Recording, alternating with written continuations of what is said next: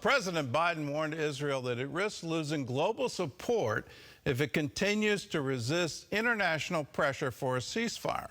Meanwhile, Prime Minister Netanyahu reminded our president that most Americans stand strong in support of the Jewish state. Well, as the Islamic holy month of Ramadan approaches, Israel is bracing for increased tensions and more attacks. CBN Middle East correspondent Julie Stahl has more from Jerusalem. Israeli Prime Minister Benjamin Netanyahu was reportedly surprised by President Biden's comments that he hoped for a ceasefire agreement by next Monday. In a public video, he responded to the president's recent comments. Since the start of the war, I've been leading a diplomatic campaign to block pressure designed to end the war prematurely and to secure strong support for Israel.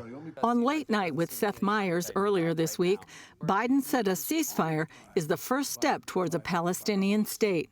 And so there's a process underway that I think if we get that temporary ceasefire, we're going to be able to move in a direction where we can change the dynamic and not have a two-state solution immediately, but a process to get to a two-state solution. Biden also said Israel risks losing global support if it continues to resist international pressure.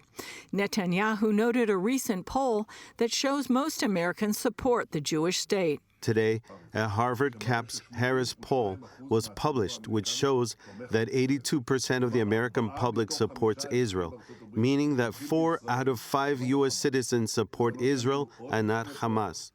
This will help us continue the campaign until total victory. Hamas called talk of a ceasefire premature, but the administration continues to express hope for an extended pause in the fighting soon. That would allow for several weeks, hopefully up to 6, where there would be no fighting, so that we can get all the hostages out, increase the flow of humanitarian assistance, but just as critically, get the fighting stopped so that there's no more civilian casualties and there's no more damage to civilian infrastructure.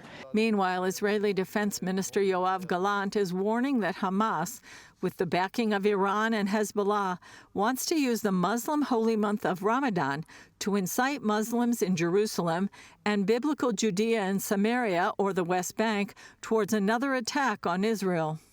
The central plan of Hamas to take the event called Ramadan, with an emphasis on the Temple Mount in Jerusalem, and turn it into the second phase of their plan that began on the 7th of October. This is the central plan of Hamas.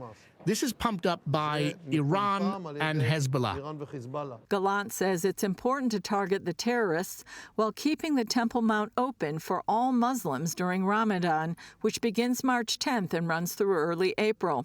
In Gaza, the IDF struck 8 terror targets that launched rockets at the coastal city of Ashkelon last night, while Israeli warplanes struck Hezbollah targets in Lebanon in response to more attacks against northern Israel.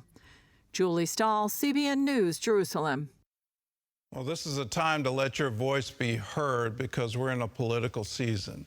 At the Michigan primary, to get very granular with the results, there was a drive by the Arab community, the Muslim community in Michigan, to vote uncommitted in the Democrat primary. They achieved more than 100,000 votes uncommitted.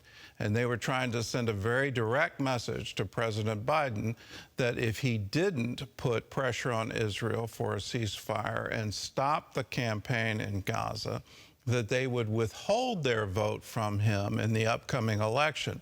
If they were to do that, that means he would lose Michigan's 15 electoral votes. That's a big deal in presidential politics, and they're very definitely trying to get the president's attention. For us who support Israel and view that Hamas has overstepped every line here, they have completely violated international law. They are the government of Gaza, and the international pressure should be put on them. Release the hostages, unconditionally surrender, lay down all of your arms, turn Gaza over so that these tunnels, all of this network of rockets and attacks against Israel can be completely dismantled. Until that time, Israel should continue to put the pressure on Gaza. This should continue. We should obviously pray for the protection of innocent civilians. There needs to be a way for them to be evacuated. That pressure should be put on Egypt and Jordan. These things have to happen in the international stage, international community. But most importantly, the pressure has to happen at our own Congress, with your senator, with your Congress representative, your representative for your congressional district, and then at the administration, that America stands with Israel in this. It's a very clear line. What Hamas has done cannot stand. Hamas needs to be eliminated as the government of Gaza.